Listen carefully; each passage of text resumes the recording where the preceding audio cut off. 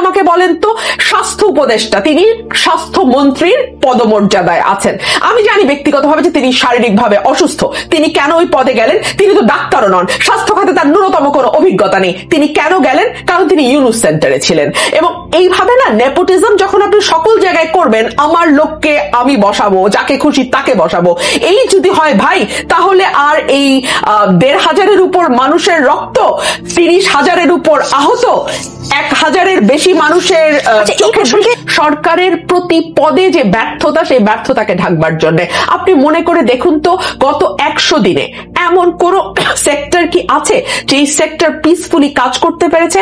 Garment sector থেকে শুরু করে, আপনি কি বলছেন এই পদক্ষেপ নেওয়া দরকার ছিল, যেই পদক্ষেপ নেওয়া দরকার ছিল। এবং যেহেতু এই আন্দোলনের ফসল হিসেবে ২০ জনের একটা উপদেষ্টা পরিষদ এখন মন্ত্রিত্বের স্বাদ গ্রহণ করছে, তারা যেহেতু স্টিয়ারিং এ আছে, মূল দায়িত্বটা তাদের উপর যদি বলা হতো, তাহলেও কিন্তু আমরা মোটা দাগে হিসাব করতে পারতাম যে ঠিক আছে, প্লাস মাইনাস কিছু একটা হবে ১ বছরের। কিন্তু এখন তো we are in total dark.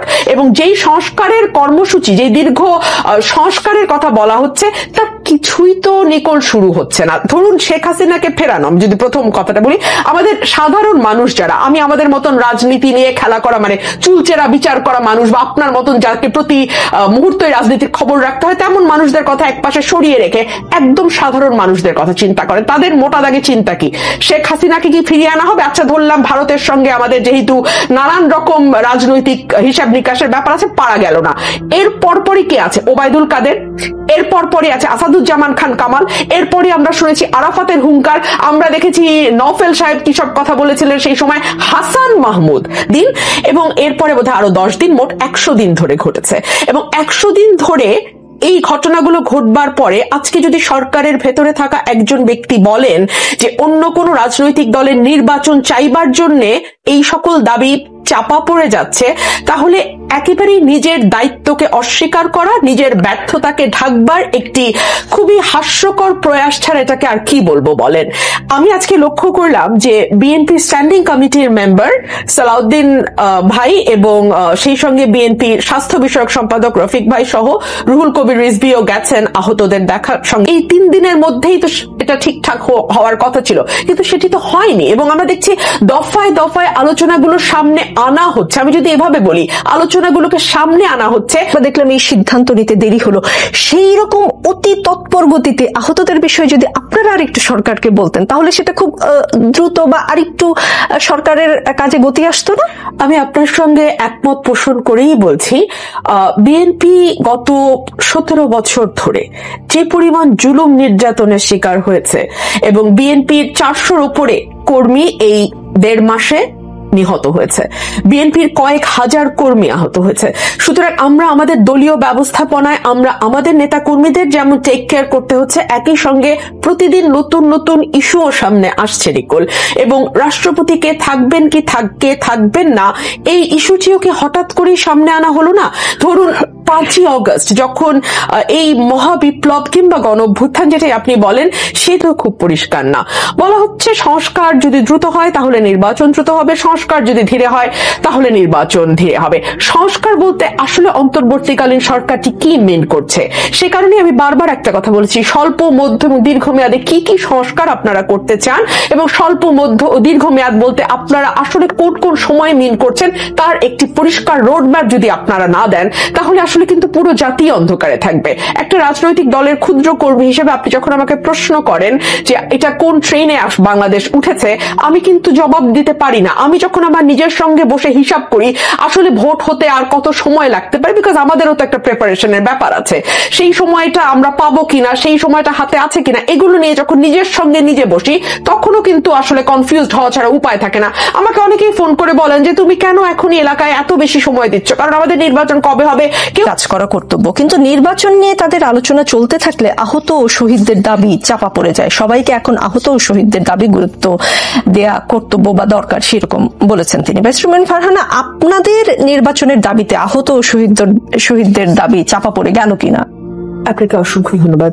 দেখো, কথাটি এমন একজন বলছেন যিনি সরকারের একটি অংশ, ওতপ্রোতভাবে সরকারের সঙ্গে জড়িত, ডে 1 থেকে যিনি সরকারে আছেন, এবং তিনি বলছেন যে এই 3 মাস পরে এসে যখন স্বাস্থ্য উপদেষ্টা দেখা হারিয়েছেন আমার ভাই, এই দেশের জন্য, দেশের মানুষের জন্য আজকে ওনারা এই আত্মত্যাগ করেছেন বলেই কিন্তু আমরা এসে বুক ফুলিয়ে আপনার অনুষ্ঠানে কথা বলতে পারছি।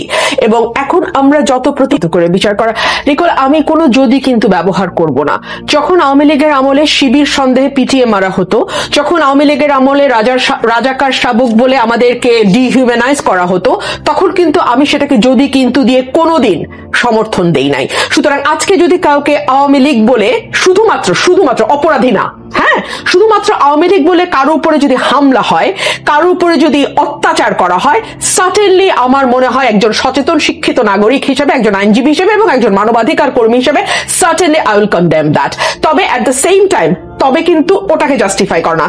তবে হচ্ছে যারা অপরাধের সঙ্গে যুক্ত ছিল, 15 বছরের নানান রকম অপরাধ, সেটা আপনার ফৌজদারি থেকে শুরু করে দেওয়ানি পর্যন্ত, যেই অপরাধে যেই অভিযুক্ত হবে না কেন তার বিরুদ্ধে মামলা হোক, তাকে আইনের আওতায় আনা হোক, এবং আইনজীবীরা যাতে কোর্টে গিয়ে কোন রকম কোন হেনস্থার শিকার না হয়, কাউকে ডিফেন্ড করার জন্য যেন আইনজীবীকে শারীরিকভাবে লাঞ্ছিত হতে না হয়, সেটাও এই সরকারকে এনশিওর করতে হবে। রাজনীতিতে শেষ কথা বলে কিছু নেই, রাজনীতির এই কথা চলছে, অতটুকু সময় লাগবে। মজার ব্যাপার হচ্ছে এই ট্রেনটা এত অদ্ভুত একটি ট্রেন, যেই ট্রেনের যারা অপারেশনে আছেন, যারা এটা নিয়ন্ত্রণে আছেন, তারা কিছুই বলছেন না। শুরুতে আমরা দেখলাম সেনাপ্রধান প্রথম বোধহয় মুখ খুললেন এবং তিনি বললেন যে 18 মাসের মধ্যেই নির্বাচন হবে। সঙ্গে সঙ্গে সরকারের তরফ থেকে সেটার বিরোধিতা করা হলো এবং বলা হলো না, এটা সরকার বা অন্তর্বর্তীকালীন সরকারই। তারা এখন আর মুখ ঢাকছেন না, বিকজ ওই এলাকার যারা আছেন বাসিন্দা তারা সকলেই আসলে সেই লাইনে গিয়ে দাঁড়াচ্ছে। সুতরাং কেউ কারো কাছ থেকে আসলে গোপন করবার মতন বিষয় নয়। বলা হচ্ছে একদম উচ্চবিত্ত ছাড়া সমাজে মধ্যবিত্ত, নিম্ন মধ্যবিত্ত এবং নিম্নবিত্ত মানুষের কথা তো বাদই দিলাম, তাদের প্রত্যেকের দিন আনি দিন খাই অবস্থা। 30% মানুষ, নিকোল, 30% মানুষ মানে কিন্তু 6 কোটি, 18 কোটি মানুষের দেশে 6 কোটি মানুষ তার খাদ্যের যতটুকু খাবার প্রয়োজন সেটুকু থেকে কাটছাট করে কম খাচ্ছেন, কম ক্যালোরি নিচ্ছেন। এগুলো তো এই বাংলাদেশে হচ্ছে। সিন্ডিকেটের কথা বলা হয়, সিন্ডিকেট দূর করার জন্য এই সরকার কি পদক্ষেপ নিয়েছে বলেন তো? অর্থনীতির অবস্থা অলরেডি ভঙ্গুর মানে আজকে ভঙ্গুর, এটা গত 15 বছরে ভাঙা হচ্ছে। এখন এই যে সিস্টেম্যাটিক ভাবে ভাঙা হলো, এর মধ্যে শুরু হয়েছে আনসার্টেনটি। আমরা জানি না এই সরকার কতদিন আছে, কিভাবে আছে, প্রত্যেকের মধ্যে অসন্তোষ। সরকারকে যারা ক্ষমতায় এনেছে বলে দাবি করা হয়, সেই ছাত্র সমাজও কিন্তু এই সরকারের পারফরমেন্সে হ্যাপি না। So everyone is unhappy. এই আনসার্টেন অবস্থার মধ্যে না দেশে জুলাই গণ অভ্যুত্থানে আহতদের দীর্ঘমেয়াদী চিকিৎসা দেওয়া হবে, আহত ও শহীদ পরিবারের সদস্যদের পুনর্বাসন করা হবে। এর কর্ম পরিকল্পনা 5 কর্মদিবসের মধ্যে দেওয়া হবে বলে আশ্বাস পাওয়া গেছে। আজকে প্রধান উপদেষ্টা বিশেষ সহকারী হিসেবে স্বাস্থ্য মন্ত্রণালয়ের দায়িত্বপ্রাপ্ত ডাক্তার সাইদুর রহমান বলেছেন।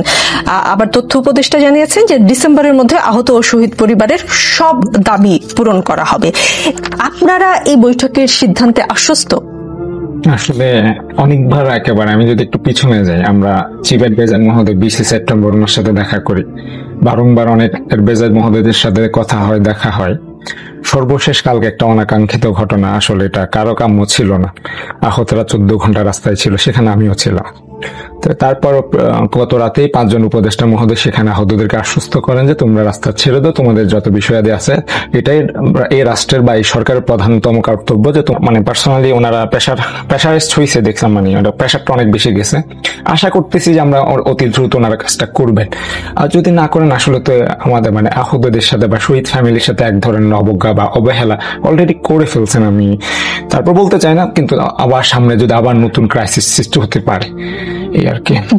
একটা বিষয় একটু ছোট করে জানতে চাই, মানে 2.5 ঘন্টা পর বৈঠক শুরু হয়, কারণটা ছিল 2 পক্ষ ছিল, মানে আহত যারা জুলাই অভ্যুত্থানে আহত হয়েছেন তারা তো আহতই, তারা কেন 2টি পক্ষ হবেন? আসলে সেটা আমার তো ওখানে পৌঁছাইতে একটু লেট হয়, ওখানে কেন 2 পক্ষ সেটা জানি না। আচ্ছা, 2 পক্ষ তো হওয়ার কথাই না, আহতরা তো আহত, ওখানে 2 পক্ষ। প্রায়োরিটি লিস্ট সেট করতে কোথাও হারিয়ে যাচ্ছে কিনা বিভিন্ন জায়গায়, ধরেন কারো ছবি নামাতে বা ধরেন কাকে অপসারণ করতে হবে বা কাকে নিষিদ্ধ করতে হবে, সেই দিকে বেশি মনোযোগ বলে আপনাদের মনে হচ্ছে কিনা? কারণ আপনারা তো বলছেন যে এই সরকারকে আপনারা চাপে রাখবেন, তারা যেন তাদের প্রায়োরিটি লিস্ট সেট করতে পারে। লিস্ট কোনটা সবার উপরে থাকতে হবে সেই বিষয়ে আপনারা কোনো পরামর্শ দিচ্ছেন না? দেখুন, আমরাও বলে আসছি যে প্রায়োরিটি লিস্ট অবশ্যই আমাদের আহতরা যারা আছেন তাদেরকে পুনর্বাসন করা, পাশাপাশি শহীদ ফ্যামিলিদেরকে পুনর্বাসনের বিষয়ে অবশ্যই সবার আগে প্রাধান্য দিতে হবে। পাশাপাশি এরপরেই যারা আমাদের উপর হামলা চালিয়েছে এই ফ্যাসিস্টের যে বিচারের বিষয়টা সেটাকে প্রায়োরিটি দিতে হবে। বাট আমরা এই দুইটা ক্ষেত্রে কোনোটাতেই হচ্ছে দৃশ্যমান কিছু দেখতে পাচ্ছি না।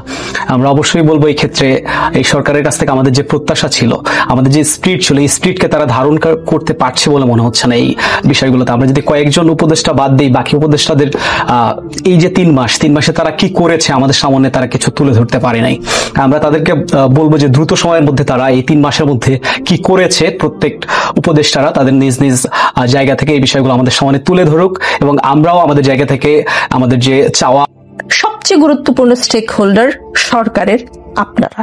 আমি মনে করি এটা একদমই আমার ব্যক্তিগত মতামত, ও কেউ অন্যভাবে নেবেন না। যারা আহত এবং নিহতের পরিবার তাদের কাছে বরঞ্চ আমি প্রশ্ন করতে চাই, আপনারা কি দেখেন নির্বাচনটা কবে হলে ভালো হয়? মানে এই নির্বাচনী ট্রেনের গতিটা কি লোকাল ট্রেনের মতো হওয়া উচিত, আন্তনগরের মতো, নাকি যে মেট্রো